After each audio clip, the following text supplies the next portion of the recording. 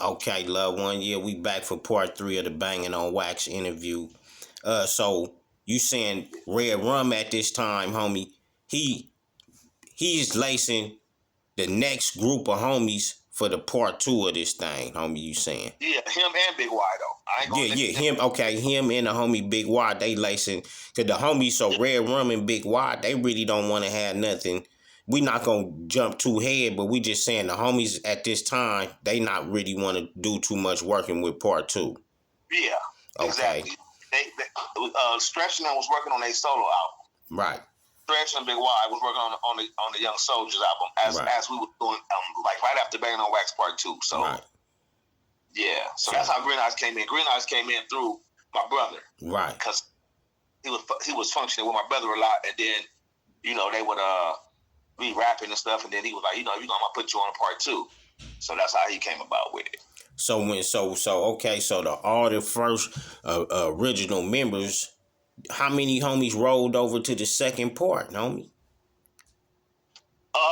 Okay, so Sugar Bug, remember he was only on one song, Should Have Been a Beat Off on the first one.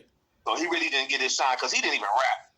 That nigga didn't rap at all. Right. So brother, hey, write me something. So my brother wrote his little part on Should Have Been a Beat Off. Yeah. So then I guess he started getting the buzz like, shit, nigga, this shit kind of fun. Right. Then on the part 2,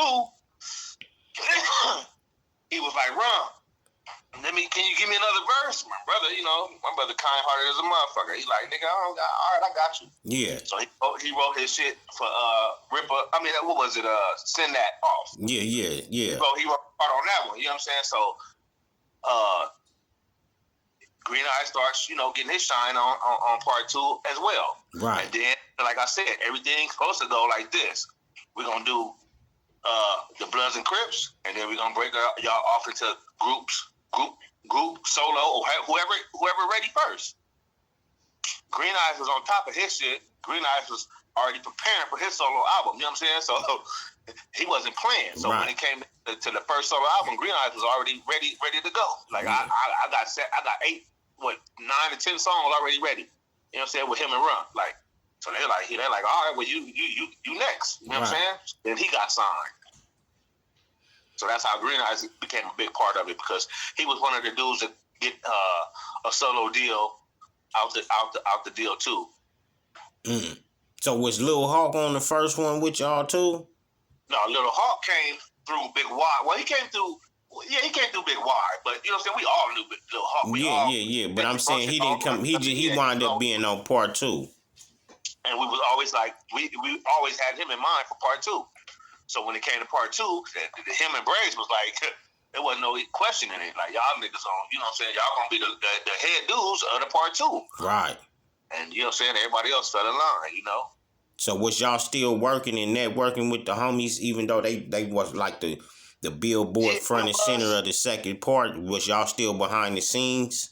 Yeah, because we had, you know what I'm saying? We had did that Straight Gangsta Mac on Young Soldiers album. Right. So we did that with them, and then we was helping out with the Bangin on Wax songs on part 2, and I had a couple verses. I had laid them down, but then my mom was like, "Nah, take that off because he ain't paying." You know what I'm saying? Like he ain't paying what y'all work.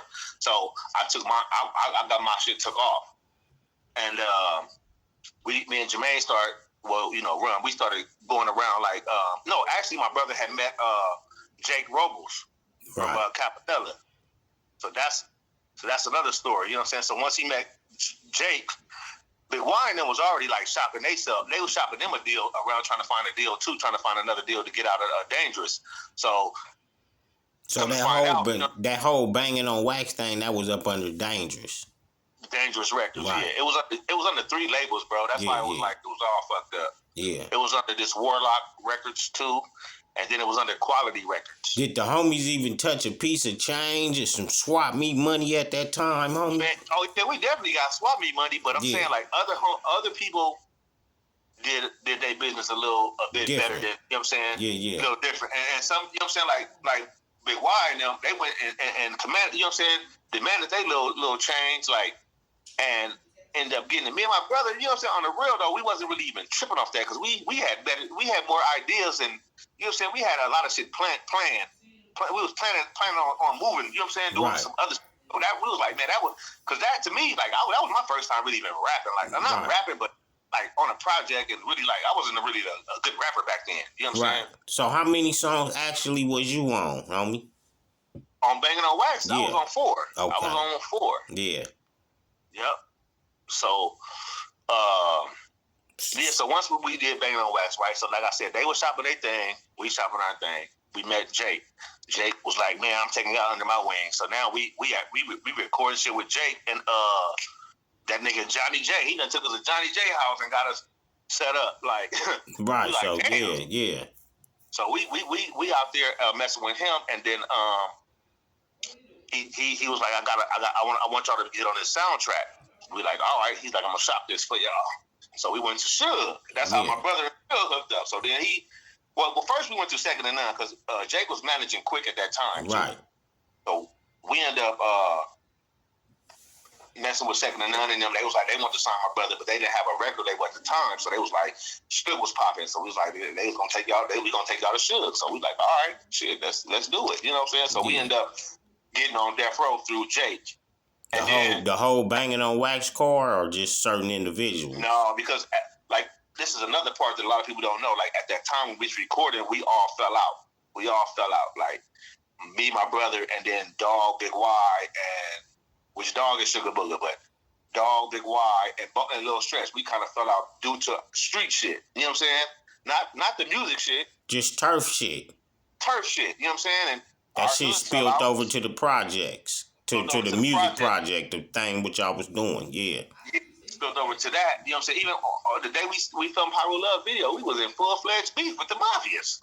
You know what I'm saying? Right. And Big Y showed up. You know what I'm saying? The homies wanted to do something to Big Y back then, but it was like, man, you know. Certain homies still get it passed and due to technical difficulties and shit like that, homie. Yeah, exactly. So it was like, you know what I'm saying? Thankfully, all that shit got squashed, and you know what I'm saying? Niggas good to this day. But, you know what I'm saying? We was having little inner beefs and all this old bullshit going on, you know what I'm saying? But it really wasn't about the music. The music wasn't really the problem because we could do the music. It was about the individuals of the homies, our hoods, and different little bullshit, yeah. We wasn't fucking with them at this time. They wasn't really fucking with us. And then next thing you know, we all on Deathrow together. But we got our separate deal and they got their separate deal. But it was just funny how that shit happened. Like, but everybody wound up, them few homies wound up getting on Deathrow. Yeah, Stretch and Big Y, they got a deal for the young soldiers on Deathrow.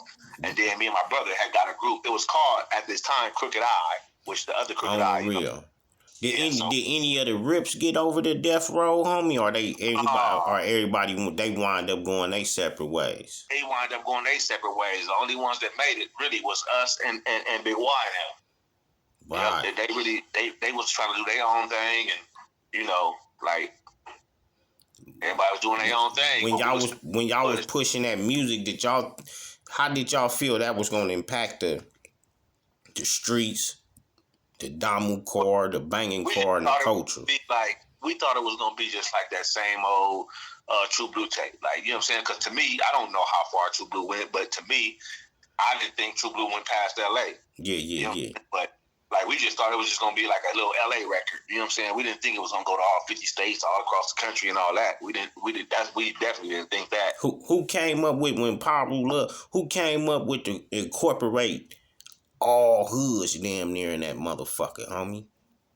Bloody Mary, she had a roll call that was that roll call. She had did that for us, and we was like, God damn. You know what I'm saying? So she the one that did that first. So she was talented than a motherfucker. She was pretty talented in a little bit. Yeah, she was. She could have went. She could have went a lot further than where she went if she would have hooked up with the right people. Just like my brother. Just if they would have hooked up with the right people, with the people who saw their talent. Like, my brother had so much talent that was just people just looked past and looked over because of the gang banging shit. You know what I'm saying? And then some of us, hey homie, sometimes it be hard to say, but it be like, man, a lot of people that didn't really get to stay here long, they was already ahead of their times back then with us, homie. Yeah. You feel what I'm saying, homie? Yes, sir. I live with the niggas. You know that's what I'm saying. So you had a lot of smart homies that was like ahead of their times before a lot of shit was going down, homie. And they was sitting back seeing other people take their plans and strategies because they didn't, like you said, due to the banging in our situation, we couldn't really get it out there like that. Yeah, I remember shit. We really couldn't. It wasn't really cool to do it with the blue side or do it with the red side. You know what I'm saying? For them, right? But now, you know what I'm saying? My brother, I believe my brother paved the way. Yeah. But us to do it together and not be like, oh man, why y'all doing? Because you got to just think, niggas was fighting each other, getting DP just from the peace treaty shit. Because niggas didn't want niggas peace in this shit. And then next, the homies is coming with this shit. We looking like, damn, you know what I'm saying? From the streets, we looking, but then we looking at this music like, nigga, this our anthem, this our turn. It was like some racial shit, like how the white people always had shit. Now it's finally the blacks' turn. We looked at it like the Crips, like, you know, they been there as long as the white people been there. They got a chance to eat from the white people faster than the homies did. You feel me? Yeah. So we looked at it when y'all hit, like, niggas was ironing khakis, getting G'd up, creased up to this shit, homie. You feel me? That's one thing me and my bro regretted to this day. Like, man, we made a soundtrack for the streets. But you know nigga, this shit went legendary for niggas to you got hoods to today, they could be beefing with each other, but let Paru Love come on, niggas still might sing the hood he beefing with, niggas still might sing they hood, homie. Right, but it's just like everywhere we would go, niggas be like, man, we used to put in work to that shit. Man, we used to have, you know, and every function, you know what I'm saying, we would go to all the functions and shit when the niggas play that shit first. Yeah, this is another question people wanted me to ask you, homie.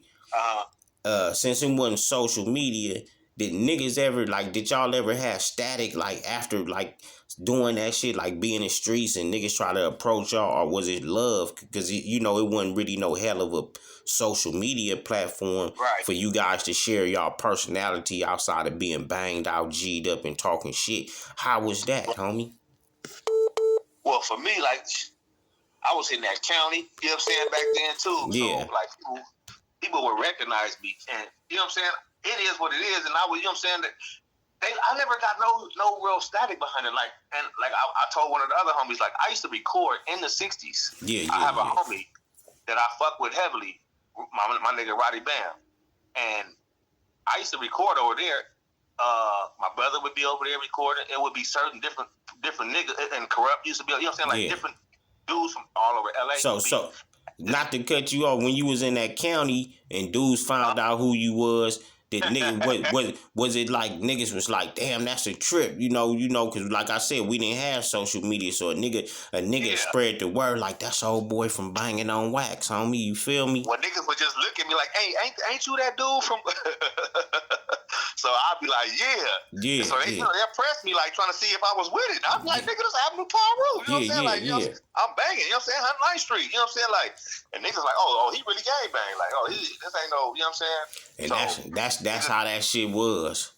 Right, niggas show me love, even Crips. You know what I'm saying? Like, you know. Like, fuck it. Then I used to, when I be in there, I'm running to Inglewood, homies, and then I even ran into my people who I grew up with, like, before the banging.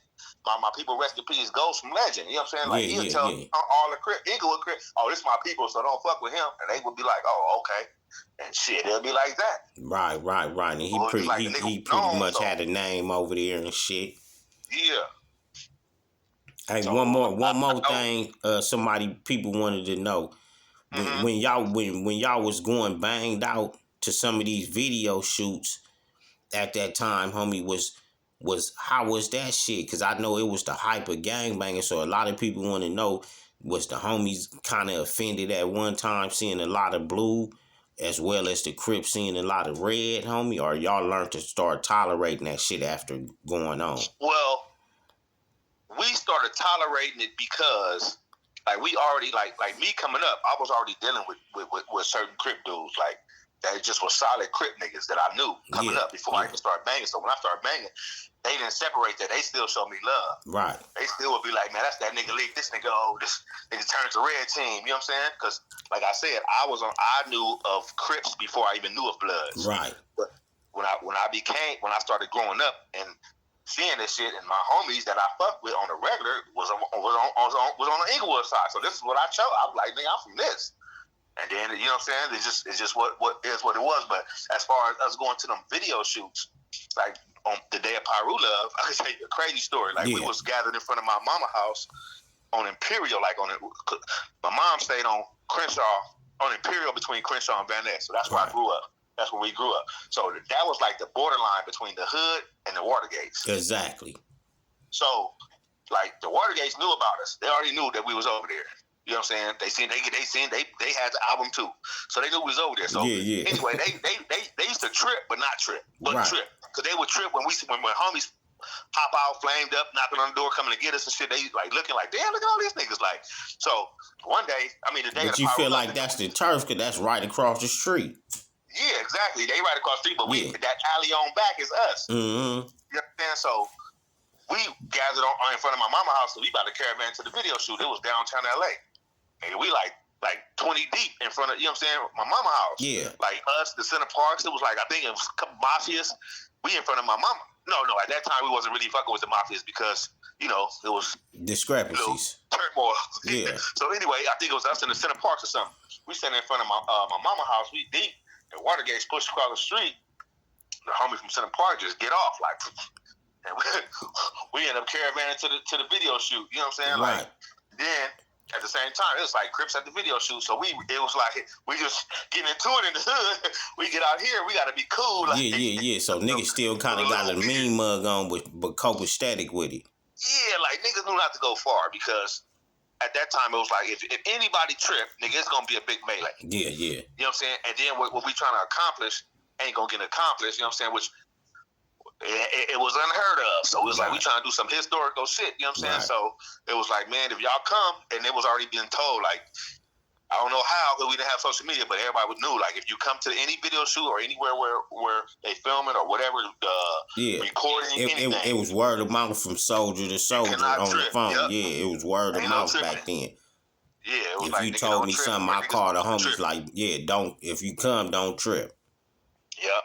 But in the beginning, like when we first started recording, it was like tension. Like everybody was looking like, man, like, cause niggas came khaki suits, niggas came flags hanging, niggas came banged out, chucks, strings. So it was like, and then we had to introduce each other. I mean, they had to introduce us and like, this is what it's gonna be. Like, whoever tripped, like, you know what I'm saying, y'all will not be a part of this, and Because it wasn't no faking then, so everybody was real that was inside these hoods, homie. Bro, everybody was real, bro. So motherfuckers was looking at each other like, man, and then I think it took like a nigga to say some stupid shit for niggas to break the ice, and then everybody just started laughing, and then niggas just started being cool. And then when we recorded that first album, like everybody, I'm talking about the first album, I ain't talking about the second one. The first one, niggas was so cool. Like when we went places, we had each other's back. Like y'all damn near turned into like a if it was a motorcycle gang, how niggas are all roll together. Yeah, it was like that. It was like that for a short moment. You know what I'm saying? Like that first album. Now that second album got a little crazy. Do you think niggas got the gang banging a little harder when that shit hit, homie, or you think that shit got minimized, homie, or what you think? I think it was a whole mixture of everything, bro. You had the NWA shit. You had the Chronic. You had the Truth, and then the Truth fell again, so niggas started banging harder. You know what I'm saying? And then the album. Yeah, because it still wasn't no, I can drive up and down the street all through America right now. Hell no. With that music on. Oh no. It was you can't do that. Yeah, it was community ties based, homie. And if you did be bumping it real tough, outside your hood, it'd be 5 or 6, 7 homies piled up in the cutlass, strapped down for whatever. Exactly. Or if you rolling down the street, listen to it, you got your pistol on you. Right, it was set tripping music, basically. Yeah. If you went out the hood with it. Yep. So man. So one more thing, man, a couple more things, man. So when Bloody Mary did Bloody Mary, she didn't even get a chance to roll over to the second one. To the second one, no, because she was already like we was already done. Like by the time it was that shit, we found out we sold our publisher for $1. They tricked us like that, giving us floaties and chicken. Like we was done. Like, Yeah, man, we they ain't fucking with paid the y'all. nigga off of hood royalty, hood shit. Man, Do you nigga got like a think couple checks. Bloody Mary, did you think she impacted homegirls around the world to represent this P thing and B thing, homie? Oh, of course, bro. Of course, it was girls trying to get put on the hood in L.A. Like not even living in the hood, just trying to get because they want to be around Bloody Mary. Like I definitely think she impacted a lot of females because they seem like you could be hard too. You know what I'm saying? Just like the niggas, because that's how she was. She was, you know what I'm saying, like a nigga. On the She'll wear real some khakis and yeah, shit yeah. with a bra. Hey, that straight big net, OG big net hook up, homie. Yeah, exactly. Yeah, they You know, all was, right. yeah, that's why I say all them they was all around at that time, homie. You know what I'm Right. saying? Yep. Anything else you would like to share with us, man? G Lee? Yeah, you know what? I want to, you know what I'm saying? Like, I was, let people know, like, you know what I'm saying? I had been off this music for a little while and then losing my partner in crime, you know what I'm saying? Like, they kind of like took me off this music thing, but you know, my bro didn't get his shine on like the way he should have. So I'm stepping to his shoes, and I got some banging shit coming for y'all. I got this group called Mature Content. Me and my boy Roddy Bam from LA, right? And we gonna push this thing, and we got some more shit coming from for the Inglewood homies called The Section. You know, we got some bangers gonna be hitting y'all soon, and just hope y'all stay tuned and check me out.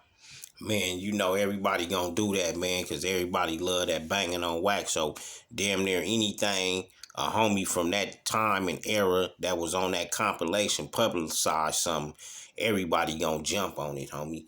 You know what I'm saying? One more thing. While, so. Yeah. But shit, man, we are, like I say, anytime a homie from that compilation from our era say they gonna drop something, homie, we all gonna be anticipating and waiting, homie. You know what I'm saying?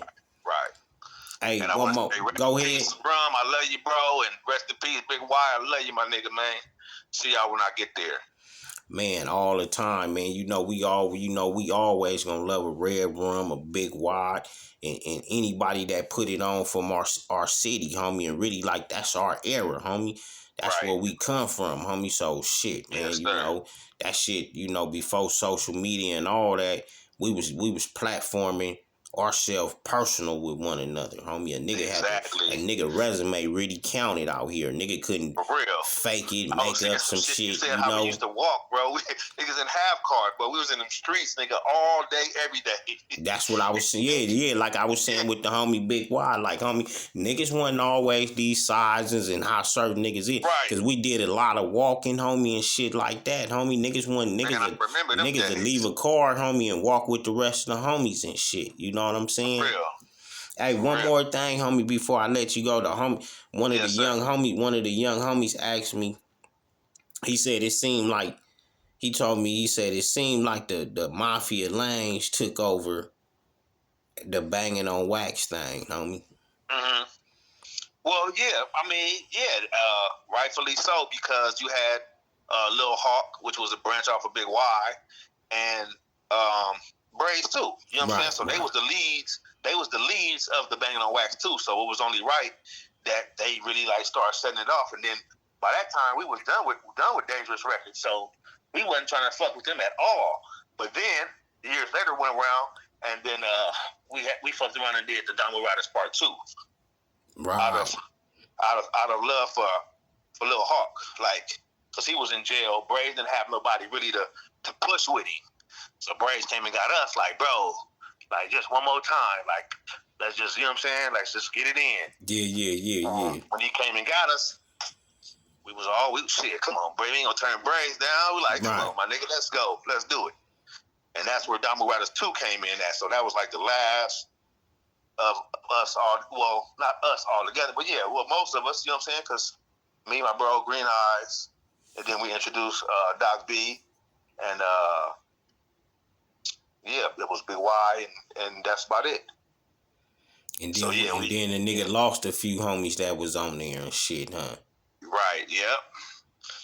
Yeah, that was the part 2. The part 2 was like, man, that was treacherous because we lost a lot of homies like back to back to back to back. That was a part of all that, yeah. Yeah, so Bang on Wax, we didn't lose nobody to no gang violence, except what's my old boy from the Crip side from Kelly Park. He died on some, got killed by the police type shit. But nobody died from gang violence on Bangin on Wax 1. Now Bangin on Wax 2, that's another story. That's right. They gotta tell you that one because we was like off that shit by then. Right. But the nigga got to shout out the homies from Mafia Lane because they did carry it out real proper after y'all laid the way though, homie. You feel me? Oh yes, sir. They kept it rolling in a major way. Yeah. You know. Yeah. Did Braves, y'all ever go ahead and give it up for Braves? Spider, my nigga Spider Spy. Rest in peace. That was my nigga Billy. Yeah. All the homies rest in peace, you know. So yeah, that was it, man. That was a hell of a get down you just served us, homie. Yeah. Well, I mean, I forgot a couple more names, but you know, it was a few more out there. Mad Eyes. Yeah. The homie. How was it working with Mad Eyes, homie? I didn't work with them. Yeah. You know what I'm saying? See, I didn't see when they right, came around. That was the second wave of homies. Right. We worked with Lil Laniac. So Lil Laniac was another one that came through my brother, because Blood was fucking with us like every day. Like he just wanted to get down. He wanted to get down. That nigga just wanted to rap. Like niggas. But he was one of them real niggas that will take a nigga down quick. Like, you know what I'm saying? Like, this nigga was ready. Like, nigga's a real soldier. You know what I'm saying? Yeah, and that's how it was at that time. The homies started coming home from certain little jailhouses, and they was up in there rapping. This is when, like you said, homies started kind of doing both, but niggas weren't really getting their shine because niggas was banged out. Yeah, you feel me? Yeah. And niggas was like, man, that Bangin on Wax, like, fuck, man, if y'all can do it, I know I can do it. So then everybody wanted to do the gang bang rap, so. Yeah. You know. Yeah, that shit was epic, homie. I remember being in the penitentiary, homie, and it was a homie on the yard, homie, bumping, banging on wax, homie. And I'm in my young days, so I'm like laughing, like this nigga crazy, homie. This nigga got this shit, nigga. I'm like, hey, homie. Yeah, I'm like, hey, homie. What if they say something? Niggas like say something about that shit. He like, nigga, this music, this our area, nigga. If niggas can't accept some music, nigga, I don't know what to say. You know what I mean? I was like, man, this. I was like, nigga, I'm on a prison yard, nigga. It's on, homie. You feel me? And hearing homies like, damn. Yeah, cause they sold it on the thing. You know, y'all shit was on the where niggas can order it, homie. You feel me?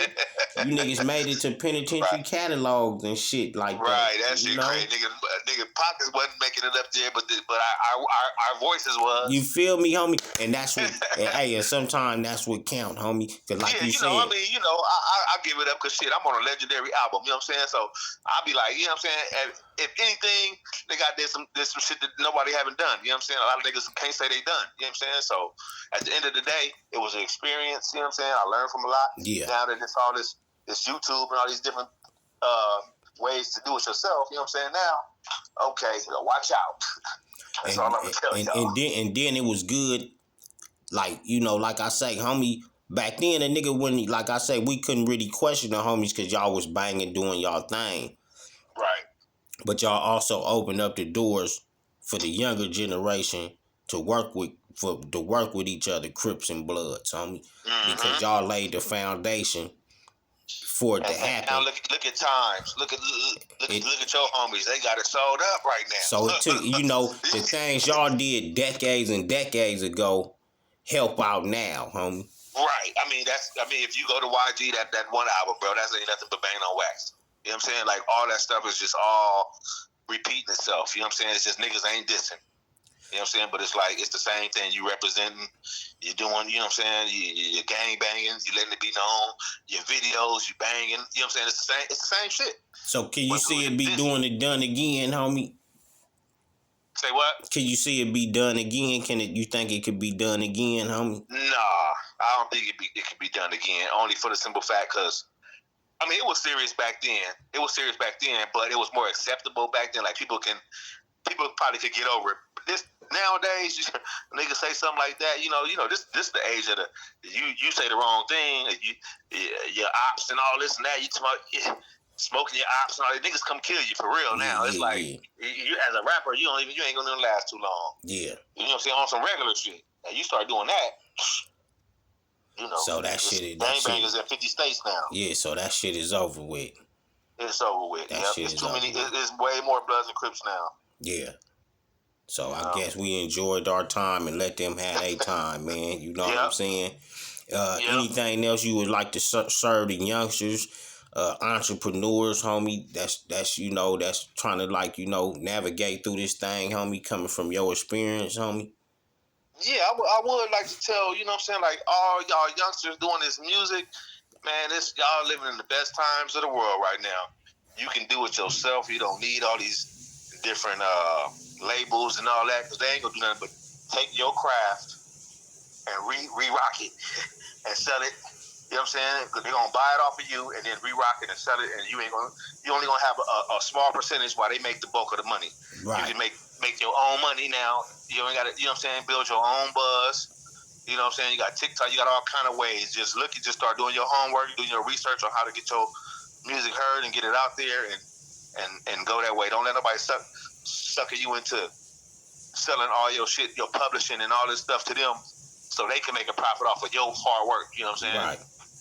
So, yeah, just try to do it yourself, or make sure that deal is not no sucker deal. You make sure you don't sign nothing until you take it to somebody. I'm telling you, don't sign nothing. And if they got a problem with you taking it to somebody, then something's funny. Right. You don't want to be with them anyway. So no label should have a problem with you getting your work looked over. Don't get it looked over by their lawyer. Nobody who has anything to do with that label. If they got something to do with that label, you go somewhere else and let them show you where they trying to get over on you at. And what did you so out of everything that didn't go expectedly, but we learned from it. It was historical and epic. What thanks would you give the person that brought this project to y'all at the beginning? What gainage did you get up out of this? What knowledge actually did you get up? Okay, I can say this. I learned how to record music. I learned how to format music. I learned how to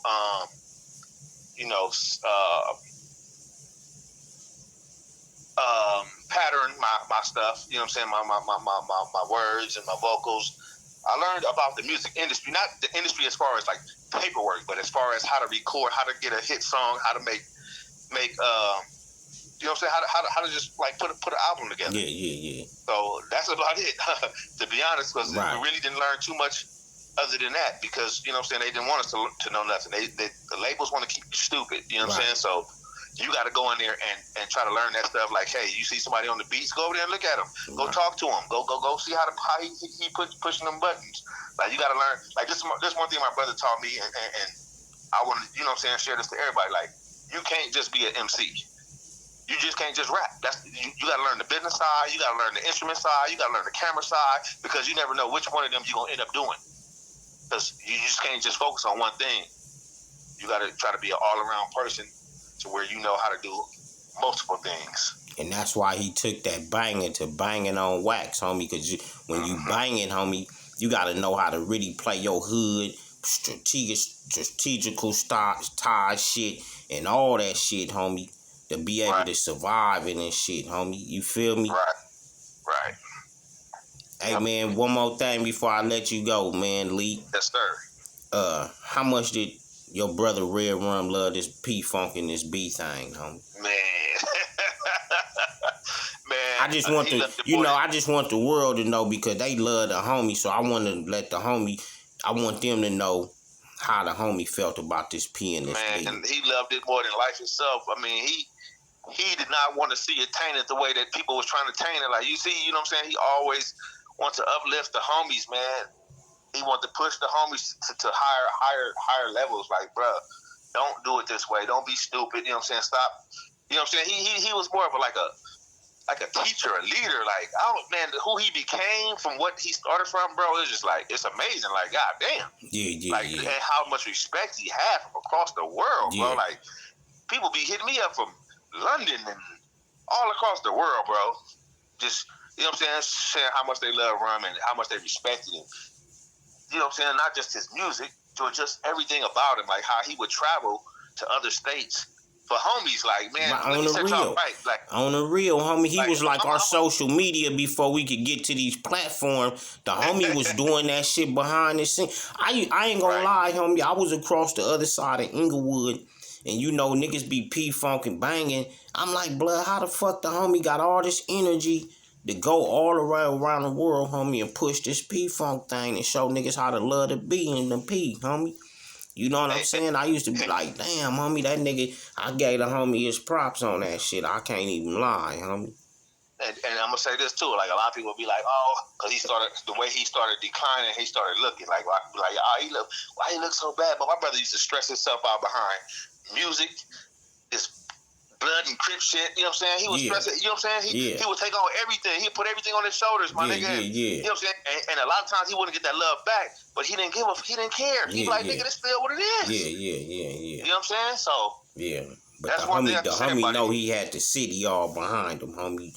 You know, we love the homie. He you knew know, that. He knew that. Yeah, homie, legendary homeboy. You know, and plus you got to think, homie, where we come from and how we was banging. A lot of niggas not gonna love us, and a lot of niggas is gonna love us just because of that era. It wasn't about really loving motherfucker if you wasn't doing what we was doing, homie. And then we came from the era where we was the underdogs, bro. Like I became a Damu because it was like, man, them niggas too deep. They too deep. You know what I'm saying? They was more like bullies to me. You know what I'm saying? So it was like, I want to be with the underdog. You know what I'm saying? I want to be with the niggas that y'all look over. Like I'm gonna roll with these niggas. You know what I'm saying? So it was like Bloods is like they so deep now. Like I remember it was times where nigga we couldn't really go too much anywhere without it being a problem. Yeah, I remember, homie. You know, so I think we, you know what I'm saying, we held it down, man, for our era.